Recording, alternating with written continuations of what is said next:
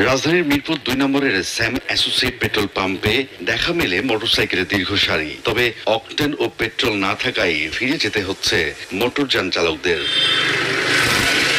চালকদের কাছে জানতে চাইলে বলেন, অকটেন ও পেট্রোল দেয়া বন্ধ রেখেছে কর্তৃপক্ষ।